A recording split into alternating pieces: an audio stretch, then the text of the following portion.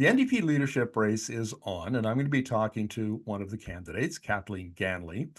She is a lawyer by profession and the former Justice Minister and Attorney General for Alberta from 2015 to 2019 under the Notley NDP government.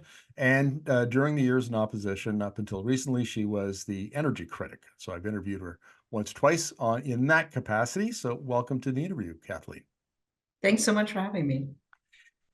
This is one of the things I think that you've got a lot of attention for is your call for a public inquiry into the Alberta energy regulator. Now, though, for those folks who are from outside Alberta or don't pay a lot of attention to this, the AER, as it's known, is basically looks after regulating oil and gas, also mining, particularly coal mining. And it has been a source of contention. Viewers can go to the Energy Media website, and if you look in the nav bar, you'll see the unethical oil tab. Read part 2. It has there's a lot of background on the AER and the problems and the issues that have arisen. You've called for an inquiry. Why do you think it needs to be overhauled, and why an inquiry? So the inquiry I want to do is into what the scope of the liability is right now. So right now we have all of these inactive wells sort of across the landscape in Alberta.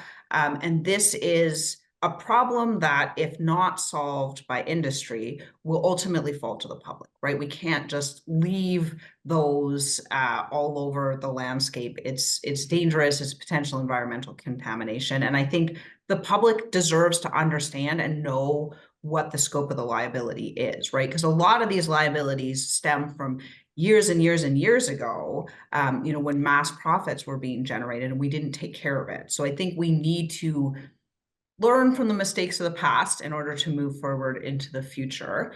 In terms of the AER, I just think that the regulator has lost the public trust. And when the regulator has lost the public trust, it doesn't matter what they do, right? Even if they suddenly started performing better or we changed out the board, I think it's going to be challenging for people to feel like they can trust that regulator to protect the public interest. And that is the purpose of a regulator. Like, I think of the incident up with the Curl project, right? The First Nation was actually notified by the company, not by the regulator. That's a big problem, right? The regulator should be there to protect the public interest. And in this instance, it isn't. And I think people are increasingly coming to that realization, right? Like in Alberta, it's, I guess, in our blood to a certain degree. Everybody knows somebody that worked in the oil industry. Like I live here because my dad came here because he worked in the oil industry, right? Like it's most people. But we have to recognize that there are costs that come with that, and we need to regulate it. I was intrigued by your idea of holding an inquiry. Now, so a public inquiry, as Professor Martin Oleshinsky at the University of Calgary regularly reminds us, is governed by law. There's legislation, there's requirements.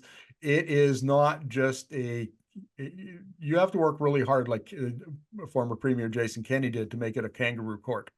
But I have argued in a column, I actually disagreed with you because I think we should, right off the bat, we know what the problems are. I mean, certainly there's enough of us who, including myself, who have done the work to figure this out and just blow it up. New legislation, like in 2012, 2013, the Conservatives created the Responsible Energy Development Act. They brought in the regulations to create the AER, which is an amalgamation from different governments. And so they created the next iteration of the regulator. And I've argued that we should just get on with that business because time is a wasting and we don't have a lot of time. So why would you call for an inquiry and then reform as opposed to just blow it up? And, my suggestion. So in terms of the AER, we are sort of looking at just rewriting the legislation, altering the way the AER operates. The inquiry is intended to look at the inactive abandoned well situation, right? So the idea is just to come up with the scope of the liability, because at various times, various articles, various things, various estimates have come out, like how much is the public on the hook for about this. And they tend to be different, right? They tend to be all over the map. What the AER says is one thing, whereas other organizations have said a different thing. So I think in terms of determining that liability, we do need to do a good job of that. We do need to sort of do it in an open, transparent, public manner so nobody can dispute. And then we can start to get to work on fixing that problem. The AER, in my view, is a slightly different problem, right? So we know that the regulator isn't acting in the public interest, and that's it's rules, it's regulations, it's legislation, it's even like right down to who gets appointed to the board, right? And so that I think we can start the work on right away, but there would have to be some input, right? There are some very technical things that the regulator does. Yeah, just for folks who aren't aware, the environmental liabilities of Alberta were estimated in 2018 by an internal uh, team in the AER at $260 billion. Now, these are unfunded liabilities, where the wells were drilled, then they were abandoned, and no money was set aside, no money was asked for at the beginning to pay for that reclamation. And there are now approximately 78,000 of these inactive wells. There's another 155,000 that are still producing, but of those, 60%, which is like 95,000, are marginal wells. They're under 10 barrels a day, and they'll be very quickly coming up to the point where they have to be moved into the inactive category. And what this means is that there's a huge overhang of conventional oil and gas assets that have no security taken against them. There's no funding from the company. The company goes bankrupt and it's thrown on the industry or on the public to pay for that. Then there's the oil sands, where in all of the, with the 30 odd, whatever it is, tailings ponds, the amount of security is less than $1 billion. So if the liabilities are 130, which is what the Wadsworth estimated, and you only have $1 billion of unfunded of security against it, who's going to pay when those eventually go bankrupt? So I actually appreciate that. I think that's a very good idea to hold that public inquiry and get some certainty about those numbers as to the extent that we can.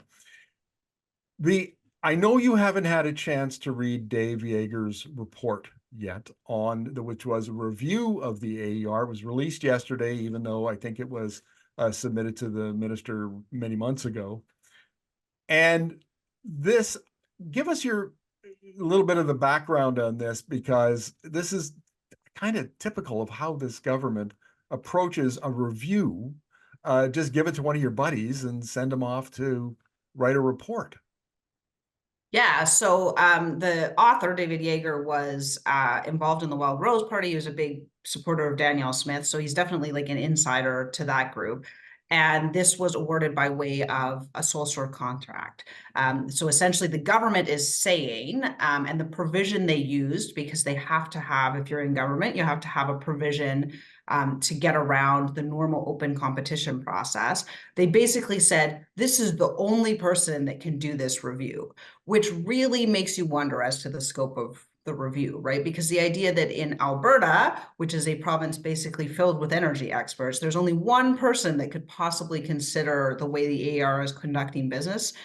I mean, that's a pretty long stretch. It makes you wonder what question was asked in order to come to that answer. So I would be, yeah, I'm very interested to see what he's had to say about it, because I don't think, I just don't think that this is going to get at what the actual issues are. And it certainly isn't going to satisfy those critics of the AER, which is, kind of the point, right? Like if people lose faith in the regulator, it doesn't matter whether the regulator isn't doing its job or not. Yeah, and we just, for clarity's sake and accuracy's sake, we should point out there was a second author appointed along with Yeager, who is it's either Bob or Doug Curran. I'm not familiar with him. He used to work in communications, I believe, for the AER, and that overlooks the fact that there are people, experts in environmental law, like Professor Olashinsky.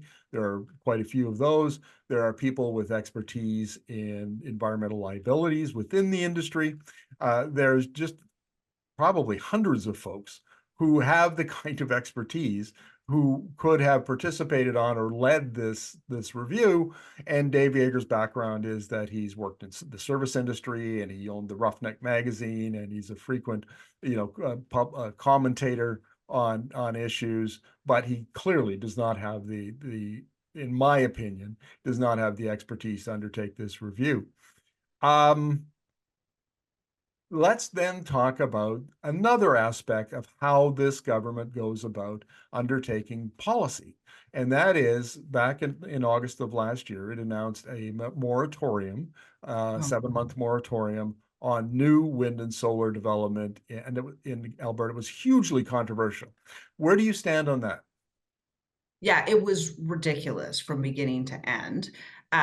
Government reviews regulation all the time. I was the attorney general. I was the person who, for our government, read the regulations and the legislation before it went into the House. We review things all the time. You don't need to shut down an industry to do it. That was done in a very targeted and deliberate way. And it scared away billions of dollars in investment, right? Alberta was the leader in renewable energy construction, and we needed to be for a lot of reasons. Our electricity grid is much more reliant on fossil fuels than in most places in the country.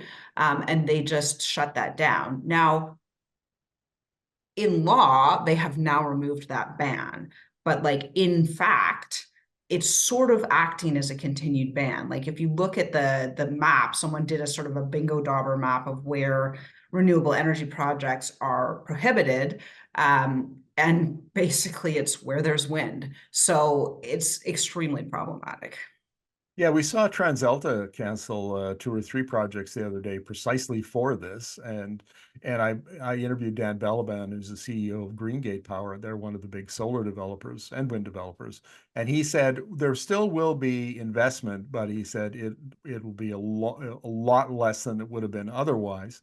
And one of the things that disturbs me is the uh, promotion of inaccuracies. I mean, the whole, the wind doesn't blow and the sun doesn't always shine, and therefore renewables are unreliable, and that and therefore we have to have gas instead of, like, the whole world is moving to wind and solar. And we've interviewed experts who have said when you have a high percentage of wind and solar, and in Alberta it's 14%, which is very high. You can't just drop in wind and solar in place of thermal and coal and gas. You have to re-engineer your grid. You have to put in new storage, new controls. You have to have different structures in place. All of that, and Alberta didn't do it.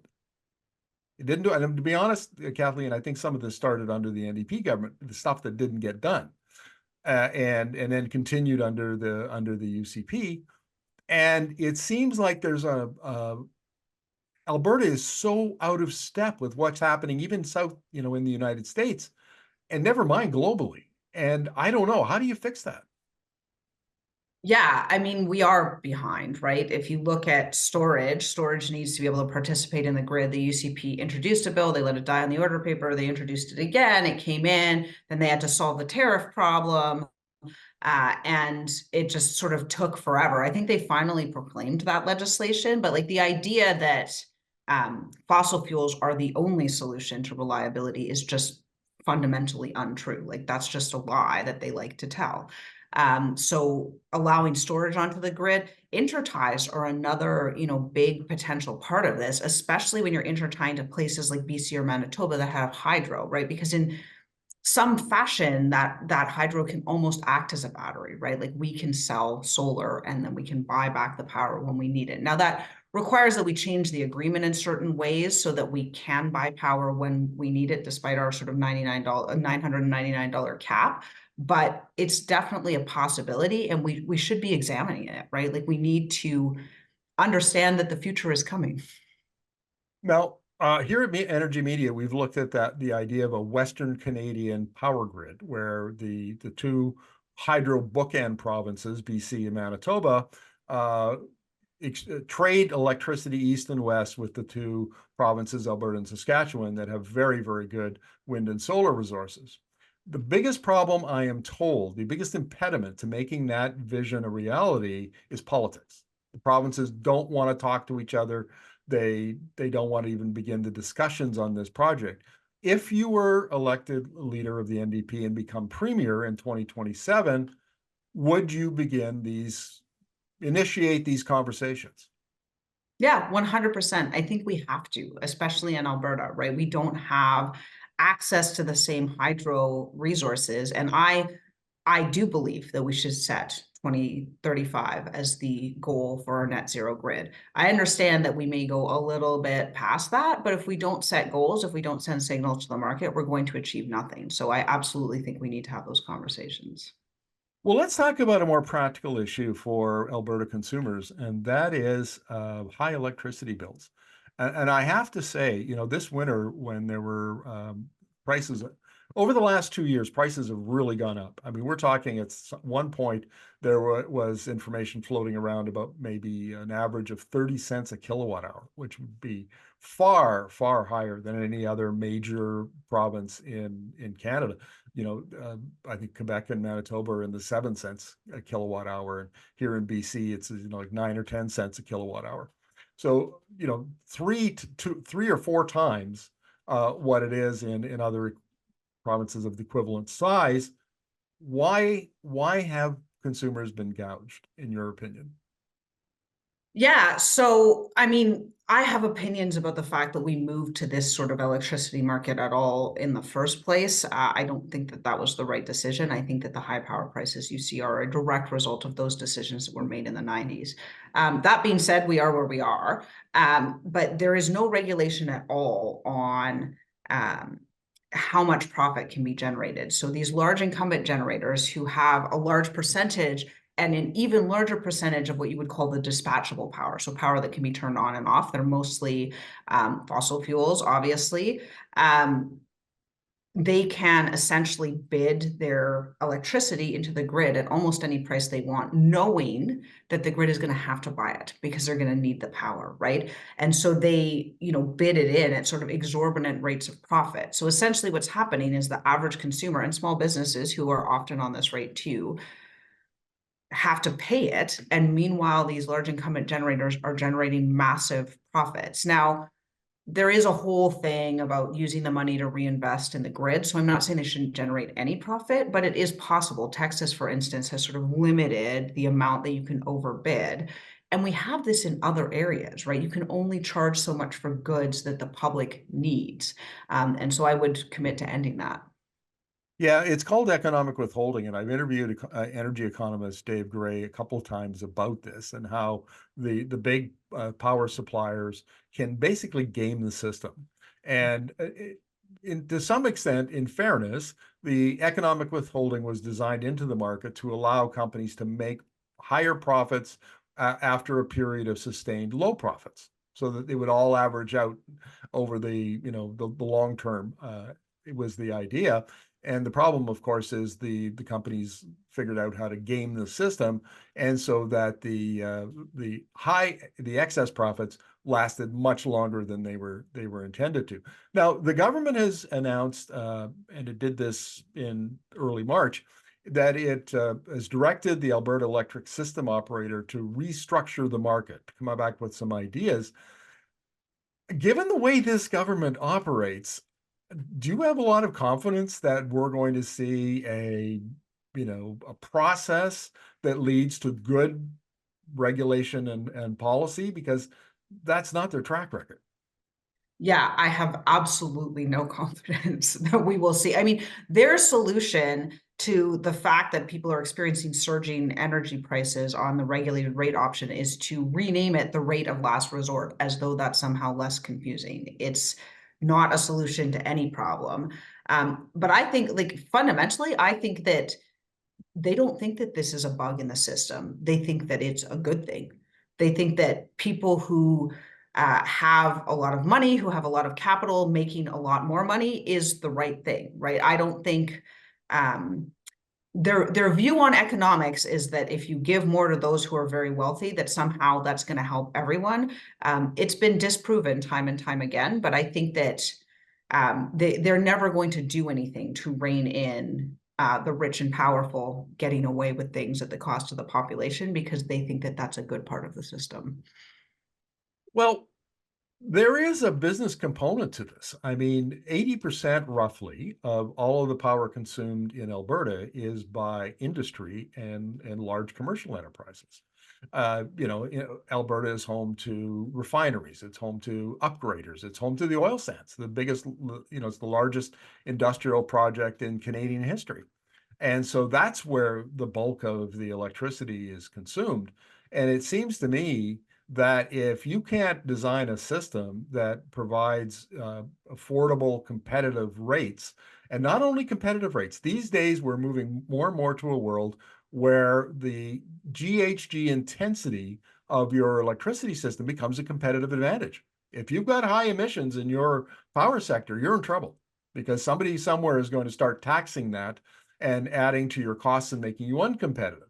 So there are all these reasons why this system needs reform. So the rates go down, the cleanliness, if you will, of the system goes up. Then we need more of it. We need investment in infrastructure. And it seems like all we get is band-aids that are slapped on and not slapped on very well. Yeah, I think that you're right. The whole system needs overhauled. And it hasn't happened. It isn't happening. I mean, we definitely did look at a move to a capacity market, which arguably has costs and benefits. Let's just leave it at that, to the market in the long term. But something does need to be done, right?